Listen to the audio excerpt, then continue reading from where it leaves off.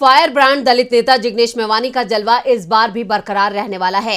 Exit poll की माने तो वडगांव से जिग्नेश अपनी जीत का परचम लहराने वाले हैं। वैसे असल नतीजों के लिए 8 दिसंबर का इंतजार करना होगा, लेकिन एग्जिट पोल में एक बार फिर वडगांव कांग्रेस की झोली में जा रही है। देखते हैं ये खास रिपोर्ट। गुजरात विधानसभा चुनाव के बाद अब सबको नतीजों का इंतजार है।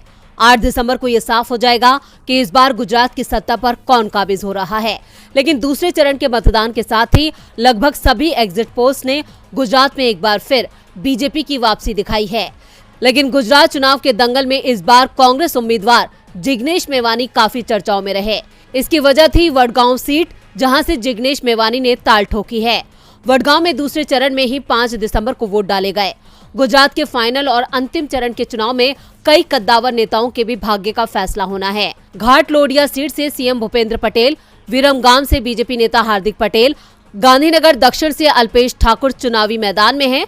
कांग्रेस ने वडगांव सीट पर दलित नेता जिग्नेश मेवानी, जेतपुर सीट से विपक्ष के नेता सुखराम रठावा थे। वघोडिया सीट पर बीजेपी के बागी नेता मधु श्रीवास्तव ने निर्दलीय चुनाव लड़ा।